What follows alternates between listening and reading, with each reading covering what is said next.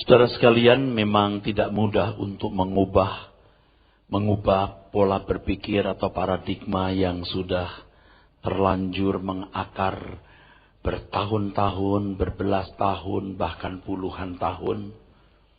Dan yang dipahami, dipercayai oleh hampir semua orang Kristen di sekitar kita. Pemahaman orang mengenai pelayanan adalah kegiatan di lingkungan gereja. Dan itu telah menjadi harga mati bagi banyak gereja dan orang Kristen. Jadi pada umumnya yang dimengerti sebagai melayani adalah melakukan pekerjaan gerejani. Seperti berkhotbah, memimpin puji-pujian, mengajar sekolah minggu, mengorganisir kegiatan pemuda remaja bermain musik, dan aktivitas lain yang bersangkut paut dengan gereja. Oleh sebab itu, saudara sekalian, perhatikan bagaimana orang-orang merasa pantas melayani Tuhan ketika memiliki keahlian itu. Yang sebenarnya itu hanya bersifat atau lebih cenderung bersifat teknis. Kalau kita memahami pelayanan hanya sebatas ini, maka kita telah mewarisi konsep pelayanan yang tidak tepat. Sebab kegiatan-kegiatan dalam lingkungan gereja itu hanya sebagian dari sebuah pelayanan yang utuh, yang lengkap, dan jujur atau orisinil. Akibat pandangan yang salah ini, saudaraku sekalian, banyak orang berpikir bahwa kegiatan di luar kegiatan gereja bukanlah pelayanan. Pelayanan hanya ada di dalam tembok gereja semata-mata. Dengan demikian orang-orang yang pantas disebut hamba-hamba Tuhan adalah mereka yang disahkan sinode sebagai pejabatnya. Seperti pendeta, pendeta muda, pendeta pembantu, atau mereka yang memiliki jabatan yang strategis dan sentral dalam pelayanan gereja. Hal ini membuat banyak orang Kristen tidak mengenali identitas dirinya. Tidak mengenali statusnya sebagai orang-orang tebusan yang sepenuh-penuhnya dimiliki Tuhan, yang harus melayani dan harus menjadi hamba Tuhan. 1 Korintus 6 ayat 19-20. You are not your own. Kamu bukan milik kamu sendiri. Jadi banyak orang-orang Kristen, jemaat pada umumnya atau yang kita sering kenal sebagai jemaat awam, dengan pengertian yang salah ini, tidak merasa memiliki jabatan gerejani, tidak perlu melayani pekerjaan Tuhan, tidak perlu terlibat dalam aktivitas kerajaan Allah di atas muka bumi ini. Dan ini kerugian yang sangat besar. Sangat besar. Sangat besar. Memang satu pihak akan menguntungkan komunitas yang disebut sebagai pelayan Tuhan atau hamba-hamba Tuhan dalam gereja. Tapi pekerjaan Tuhan itu sendiri sangat dirugikan. Jemaat merasa tidak bertanggung jawab untuk turut serta dalam penggenapan rencana Allah. Jemaat cukup memberi uang di gereja, memberi uang ke gereja. Kalau itu namanya perpuluhan, buah sulung, atau apapun namanya. Dan kalau sudah melakukannya, dia sudah merasa telah memenuhi bagiannya. Dan yang mengerikan adalah banyak pelayanan, atau maksud saya banyak aktivitas rohani dan kegiatan gereja yang tidak menyentuh esensi pelayanan yang Tuhan Yesus maksudkan. Sehingga terbangun kerajaan manusia di dalam gereja, bukan kerajaan Allah. Kerajaan pelayanan gereja, bukan kerajaan Allah. Sebab pada intinya pelayanan adalah mengembalikan manusia untuk kembali pada rancangan semula atau rancangan awal. Itulah keselamatan. Usaha Tuhan untuk mengembalikan manusia kepada rancangannya. Jangan diganti dengan kegiatan gereja atau kegiatan agama, saudara. Banyak orang ke gereja, tetapi tidak bertuhan. Kelihatannya bertuhan, tapi tidak rohani. Kalau saya ganti kalimat lain, banyak orang ke gereja, padahal tidak bertuhan. Kelihatannya melayani, tapi tidak rohani. Sebab kalau kita tidak sungguh-sungguh memindahkan orang dari pola pikir duniawinya, memindahkan hati dari dunia ini ke dalam kerajaan surga, tidak mengembalikan manusia ke rancangan Allah sebagai tujuan pelayanan, bagaimana kita rohani? Biasanya orang-orang yang tidak melakukan pelayanan yang benar seperti ini memang sudah tidak rohani dia. Sebab kalau dia rohani, dia nggak buat begitu. Kalau dia rohani, dia akan berusaha. Kegiatan itu punya fokus yang jelas. Bagaimana menjadi alat dalam tangan Tuhan, menggembalakan, membina jemaat sungguh-sungguh kembali ke perancangan semula. Memindahkan hati dari dunia ini ke dalam kerajaan surga. Ini berarti mengajak jemaat untuk tidak mengharapkan memiliki dan menikmati dunia seperti anak-anak dunia menikmatinya. Sebab di mana ada harta kita, di situ hati kita berada. Ingat, cinta uang akar segala kejahatan. Kekayaan membuat seorang tidak akan dapat mengerti firman Tuhan kalau dia mencintai kekayaan itu. Orang yang tidak setia dalam hal mamon, yang tidak jujur, tidak akan dapat mengerti firman Tuhan. Tidak akan dipercayai harta yang sesungguhnya. Alitenon. Kalau kita tidak prihatin terhadap kenyataan jemaat yang masih duniawi, berarti kita masih duniawi. Kalau kita tidak sungguh-sungguh menggiring umat untuk memindahkan hatinya ke kerajaan Allah, karena hati kita masih ada dalam dunia ini. Pelayanan kita harus merupakan pelayanan cloning, di mana setiap umat di-cloning untuk memperagakan pribadi Kristus. Bukan hanya seperti Kristus, not just like, tapi memperagakan Kristus, memiliki pikiran perasaan Kristus. Ya, kita semua juga belum sempurna, saudara. Kita juga belum sempurna. Tetapi harus jelas fokus kita. Kita ada dalam proses cloning. Kitanya sendiri harus juga sedang di-cloning. Dan kita melayani jemaat untuk sampai tingkat di mana jemaat menyerahkan diri sepenuh bagi Tuhan yang telah membelinya dengan darah yang mahal. Sehingga setiap umat dapat memuliakan Dia. Memuliakan Tuhan bukan hanya mengaku Tuhan baik. Setan tidak takut saudara mengerti Tuhan itu baik. Setan tidak takut saudara mengakui Tuhan itu baik. Setan tidak takut saudara mengagungkan Allah yang baik. Tapi setan takut kalau Allah jadi baik seperti Bapa di surga. Memuliakan Bapa di surga itu artinya melayani Dia dengan segenap hidup. Ini loh targetnya, saudaraku. Memang target ini nyaris mustahil. Ini target kemustahilan sebenarnya. Tetapi bagi manusia mustahil, bagi Tuhan tidak ada yang mustahil. Katakan amin. Rata-rata orang duniawi kok. Rata-rata keakuan yang kuat. Rata-rata orang egois bagaimana menyerahkan diri untuk mempersembahkan hidup bagi Tuhan. Sulit. Nah, saya khawatir kita terjebak dalam kegiatan gereja. Tapi kita tidak punya fokus yang jelas. Hendak kita bawa kemana jemaat ini. Sebab kita sendiri tidak bertumbuh. Dan ini yang terjadi di belantara pelayanan ini.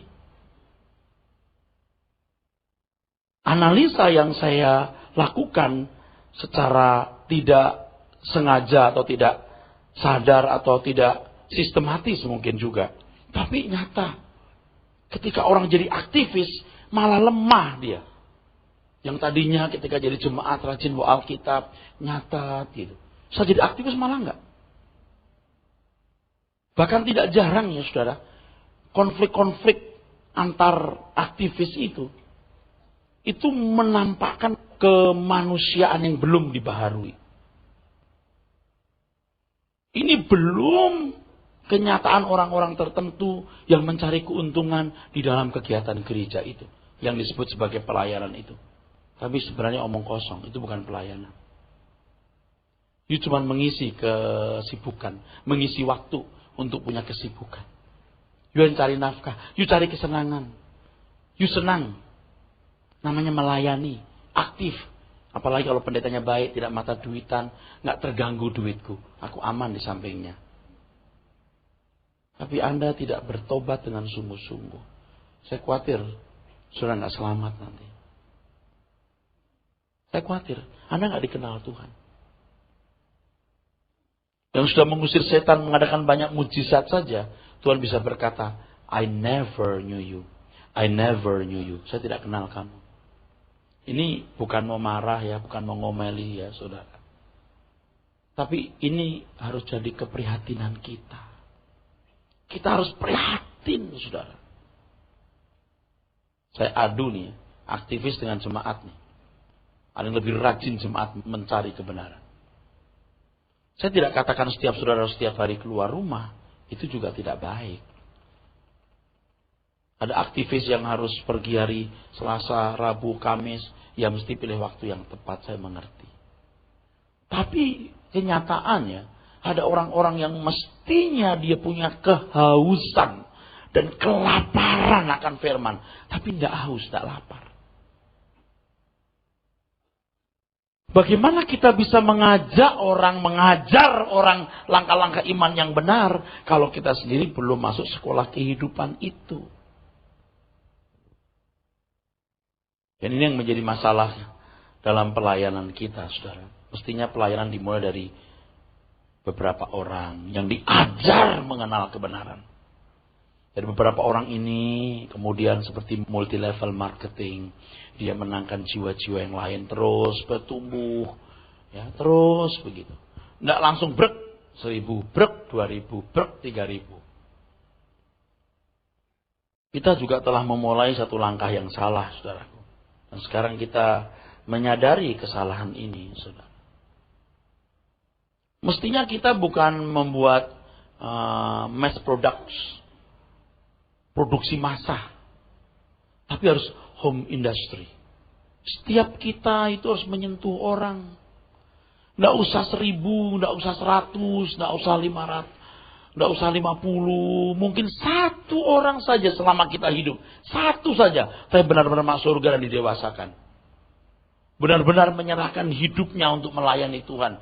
Betul-betul dikembalikan kepada gambar Allah yang semula. Benar-benar hatinya dipindahkan dalam kerajaan surga. Benar-benar dikloning.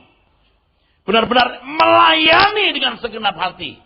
Tidak usah 101 saja buahmu. Yang penting berbuah. Satu saja. Saya khawatir kegiatan gereja, kita pikir bisa menggantikan buah itu. Ini kesalahan yang sangat fatal. Sebab kalau kita sendiri sungguh-sungguh bertumbuh, seperti yang sering dan terus kita dengar, bahwa kita terus mengalami pemulihan gambar Tuhan. Kalimat ini abstrak, saya tahu. Makanya saudara belajar terus. Memindahkan hati kita dalam kerajaan Bapa di surga. Kita terus mengalami proses cloning. Dan hidup ini kita tidak punya hal lain kecuali melayani. The only word I have. Melayani Tuhan. Maka saudara akan pasti menggarami.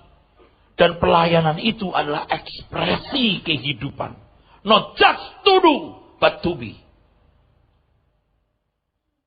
Dan kalau kita semua mengerti kebenaran ini, gereja tidak akan mengarahkan jemaat kepada pemenuhan kebutuhan jasmani. Hari ini saya kampanye terus bahwa kuasa ilahinya menganugerahkan kepada kita segala sesuatu yang berguna untuk hidup saleh. Jangan kita menggunakan kuasa ilahinya untuk mempermudah kehidupan. itu akan sangat merusak integritas. Orang Kristen yang dewasa tidak mudah minta tolong Tuhan, saudara. Kenapa? Dua alasannya. Sebab Tuhan tidak akan menolong saudara kalau saudara tidak menolong diri saudara sendiri. Yang kedua, karena Tuhan pasti menolong, tidak usah diharap menolong. Tidak usah diharapkan Tuhan menolong. Tuhan pasti menolong. Anda penuhi bagian saudara, selesai. Kalau Anda menganggur, tingkatkan potensimu. Jangan tidak punya potensi, mau kerja, mau posisi yang baik. Rusak itu perusahaan, ambruk itu perusahaan, saudara. Kalau gajimu cuma 2,5 juta, maaf ya, 2,5 juta juga bukan cuman cukup. Jangan tiap mesti kontrak, harus utang. Nggak beres. Kalau sekali 2 kali boleh, kalau terus menerus begitu, hidupnya tidak benar. Jangankan kualitas secara rohani, secara duniawi saja model begini juga sudah tidak ada keagungannya. Masuk kantor terlambat, pulangnya mau buru-buru, ngebon terus. Yang model begini tidak usah bilanglah anak Tuhan. Anak setan bisa lebih baik dari dia. Tidak usah anak Tuhan. Di luar anak Tuhan. Punya tanggung jawab. 2,5 juta, yang 500.000 disimpan, yang 2 juta dipakai untuk hidup. Ya udah, makan tidak makan dipaksakan untuk itu. Itu baru dewasa, integritasmu bertumbuh di situ. Dan tunggu tanggal mainnya Tuhan buka jalan. Kalau tidak, jalani saja. Jangan minta Tuhan, gajiku buka jalan supaya jadi 500.000. Oh Tuhan, tolong aku jadi kepala, bukan ekor. Kepala apa?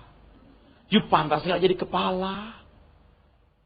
Anda jadi kepala bukan ekor karena you anak Tuhan. Itu ngawur.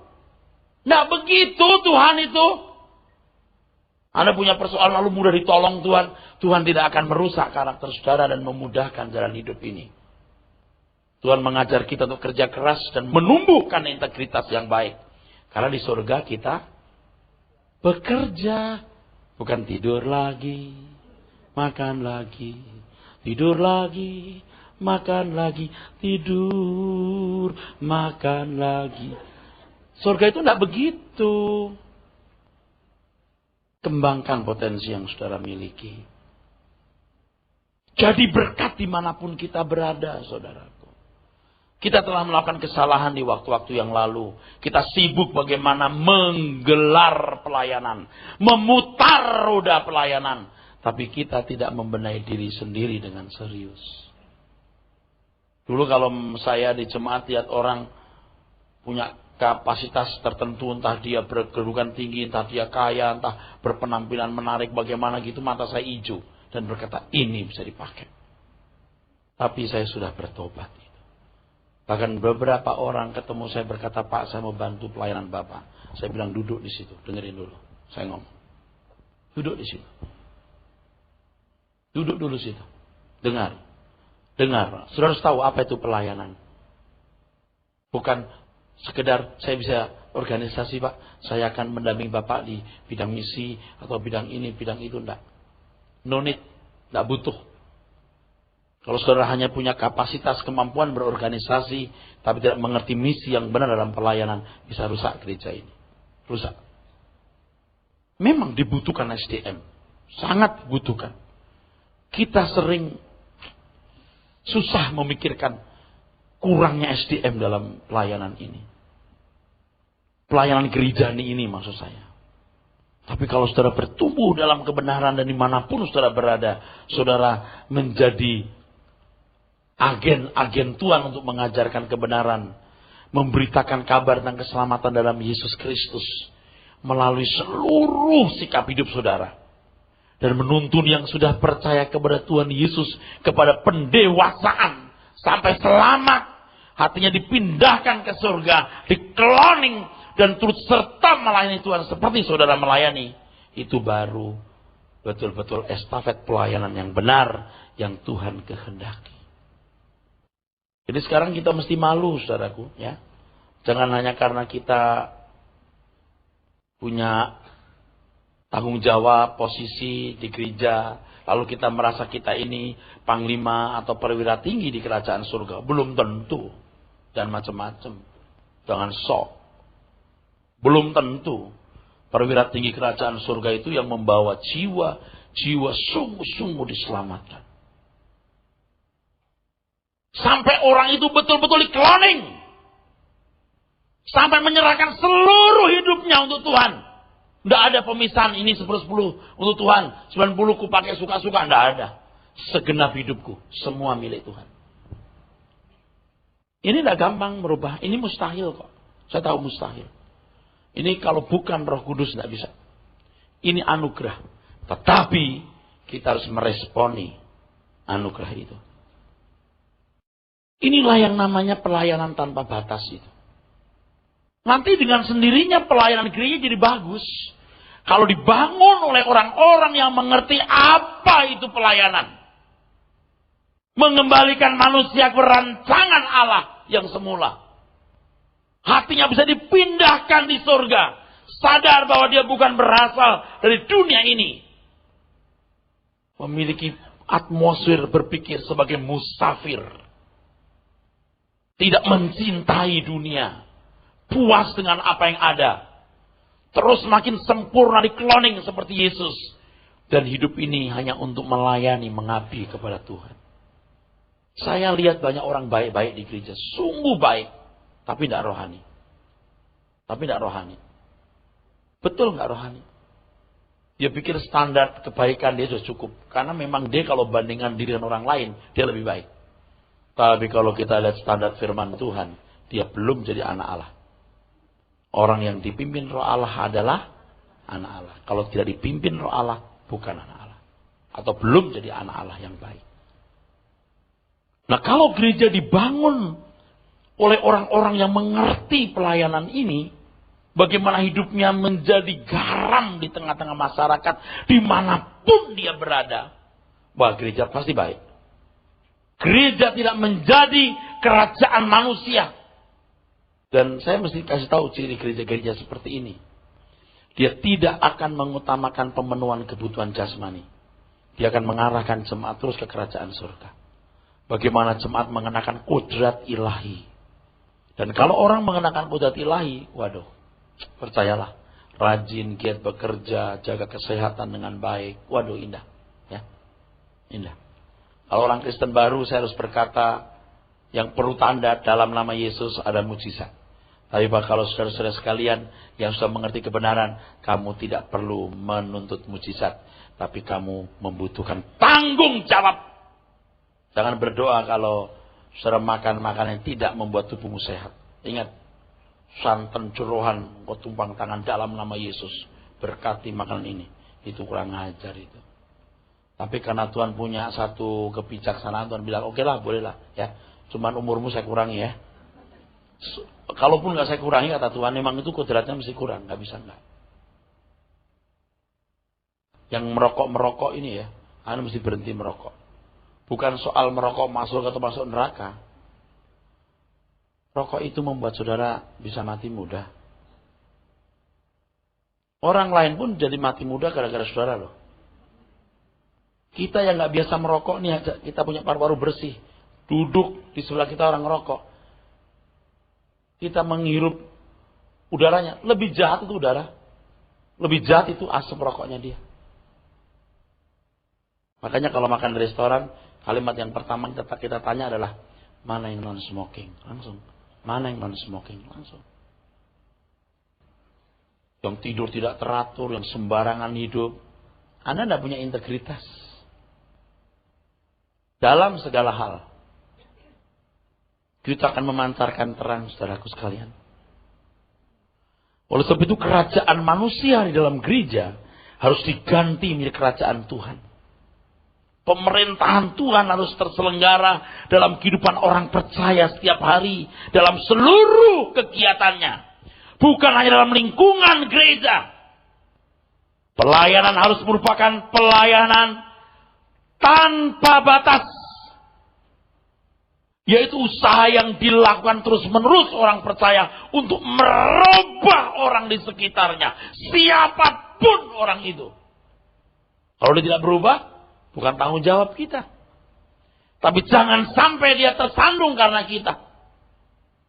Dan sebenarnya tempat pelayanan kita adalah di mana kita berada. Di rumah kita, tempat kerja kita, di lingkungan masyarakat.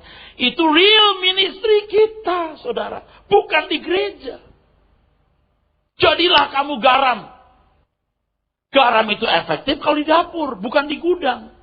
Nah, gereja itu gudang garam.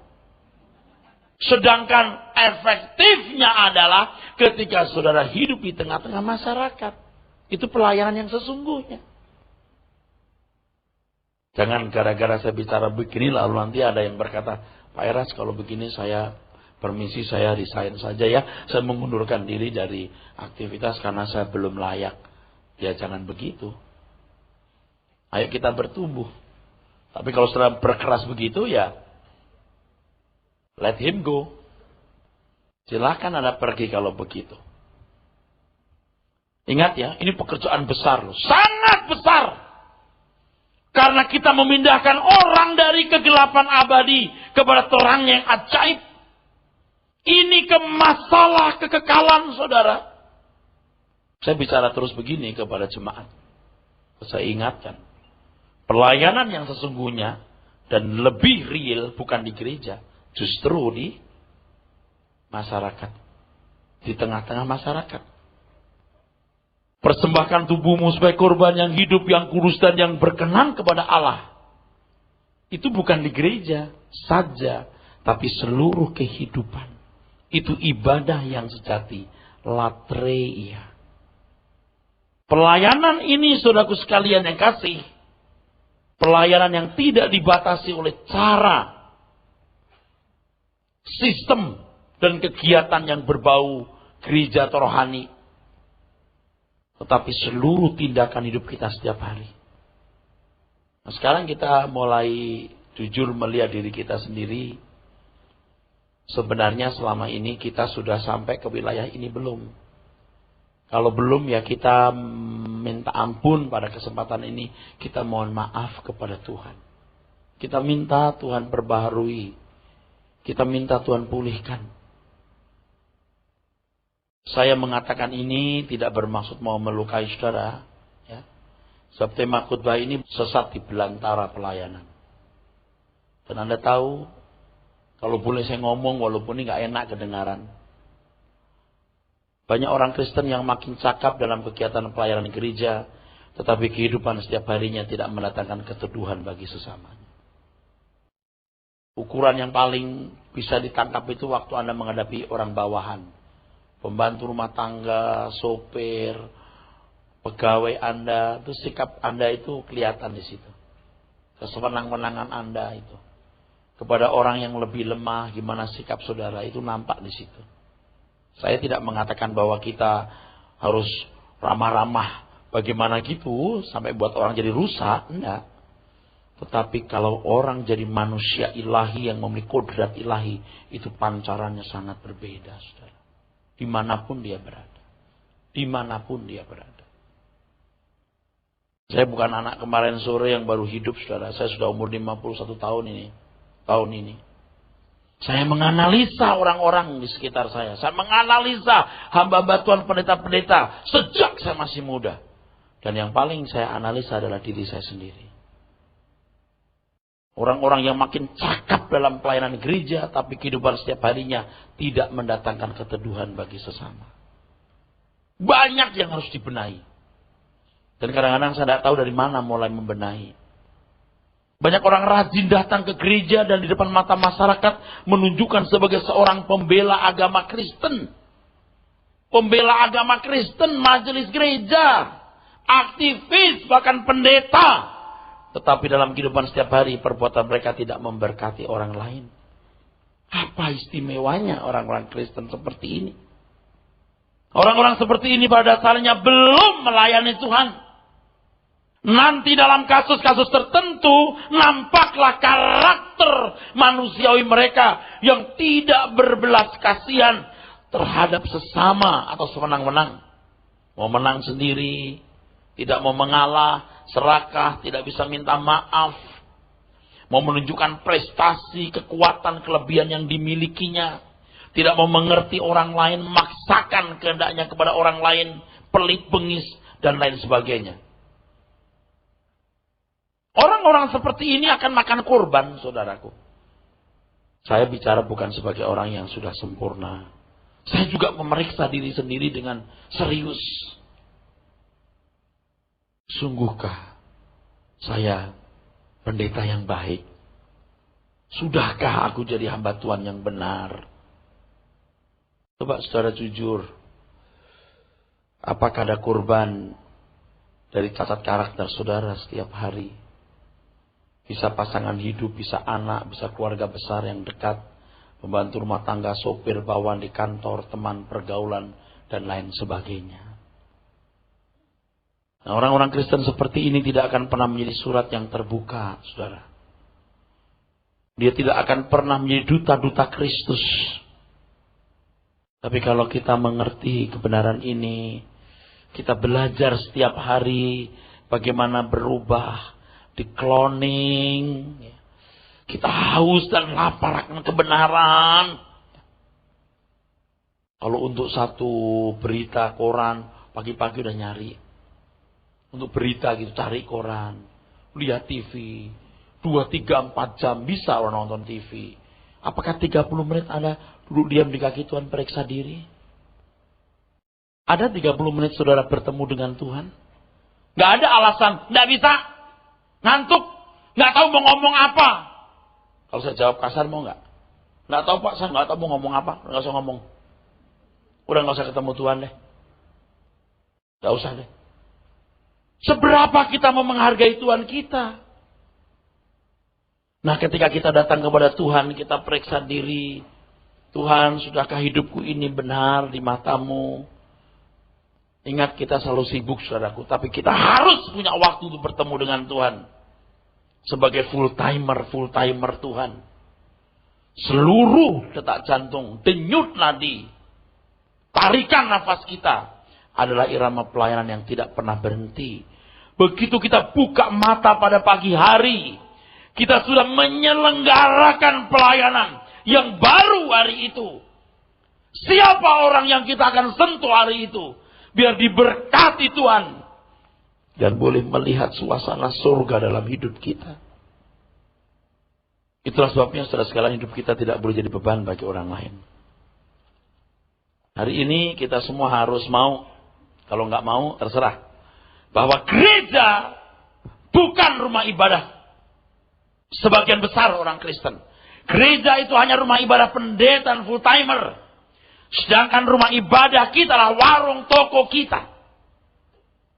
Ibadah yang sejati adalah mempersembahkan tubuh sebagai korban yang hidup, kudus, dan berkenan. Bagaimana orang mengoptimalkan seluruh potensi diri, itulah tempat ibadah dia. Saudara ke gereja cuma duduk-duduk, nyanyi. Yang full timer, nah itu rumah ibadahnya pendeta.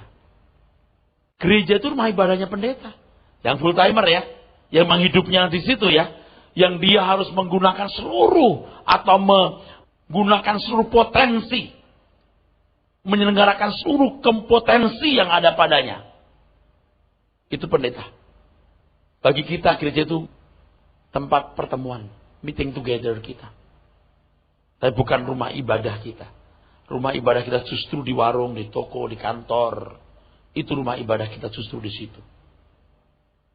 Di jalan, dimanapun kita berada, itu rumah ibadah kita. Mungkin ada di antara kita yang hadir ini tidak punya profesi tetap, tapi jadi tukang parkir. Rumah ibadahmu pinggir jalan ketika memarkir mobil orang. Itu rumah ibadah saudara. Itu tempat pelayanan saudara. Saudara nangkep? Katakan amin. Tapi Pak, Alkitab mengatakan jangan meninggalkan pertemuan-pertemuan ibadah. Teks aslinya tidak ada kata ibadah. Teks aslinya hanya episynagogen yang artinya meeting together. Gereja itu rumah ibadah pendeta. Tapi bukan rumah ibadah jemaat. Sebab yang namanya rumah ibadah tempat di mana sudah mempersembahkan tubuh sebagai korban yang hidup, yang kudus, dan yang berkenan. Kalau sudah berpikir gereja itu rumah ibadah satu-satunya, Anda jatuh kepada keberagamaan yang menekankan seremonial atau liturgi atau ritual. Nah, ini belantara yang sesat itu di sini. Ada orang merasa sudah beribadah mengabdi kepada Tuhan karena aktif dalam pelayanan gereja. Tapi hidupnya setiap hari tidak memberkati rumah ibadahnya yang sesungguhnya diabaikan. Saudara sekalian, mulai sekarang jangan merasa beribadah kepada Tuhan hanya pada waktu ke gereja. Tetapi pada waktu ke tempat bekerja kita harus merasa sedang beribadah kepada Tuhan. Beribadah kepada Tuhan di kantor, di warung, di toko, di rumah tangga bagi ibu-ibu. Pada waktu pulang ke rumah setelah selesai bekerja mencari nafkah. Bukan berhenti beribadah, tapi beribadah di rumah untuk mengurusi dan memperhatikan keluarga. Hari ini saya mengajak anak saya, janji saya penuhi. Mau ke planetarium, oke saya bawa ke planetarium. Ternyata bukanya 4:30. Oke, mau kemana nak? Monas, saya ke Monas. Saya 40 tahun di Jakarta belum pernah ke Monas. Artinya belum pernah ke bawah Monas, belum pernah. Di luar ya, bawahnya baru kali itu. Hujan, saudara. Sehingga basah kuyup. Rasanya saya sudah lama tidak hujan-hujanan. Basah kuyup. Itu ibadah saya, saudara. Saya harus menjaga anak saya supaya jangan bersalah nanti. Saya harus merebut hatinya. Anak gadis saya yang sekarang kelas 2 SMP ini. Saya harus merebut hatinya. Jangan sampai orang merebut dia. Itu ibadah saya juga. Itu bagian dari ibadah saya. Gereja adalah rumah ibadah para pendeta dan full-timer atau kerja sepenuh waktu di lingkungan gereja. Sebab di sanalah para rohaniwan menggunakan potensi kehidupan untuk beribadah kepada Tuhan yang ditujukan bagi jemaat. Bagi jemaat pada umumnya, gereja lebih disebut sebagai ruang pertemuan ketimbang rumah ibadah. Dalam hal ini, kita tidak boleh menyamakan liturgi atau seremonial agama dengan ibadah. Hendaknya kita tidak dibelenggu oleh pemikiran bahwa ibadah itu hanya di dalam gereja, khususnya yang bertalian dengan menyelenggarakan liturgi. Sehingga hal ini akan membuat kecenderungan praktek manipulasi rohaniwan yang tidak lurus di hadapan Tuhan, yang mudah menjadi korbannya adalah jemaat. Saudara masih bersama saya? Kalau orang berpikir bahwa gereja itulah rumah ibadah satu-satunya, dan liturgi itulah sarananya untuk beribadah kepada Tuhan, maka akan membuat kecenderungan praktek manipulasi para rohaniwan yang tidak lurus terhadap jemaat. Ya, di gereja mencari keuntungan. Dan kita melihat kenyataan hari ini, saudara. Saya doakan pekerjaanmu supaya maju. Itu dukun itu. Model-model dukun itu begitu.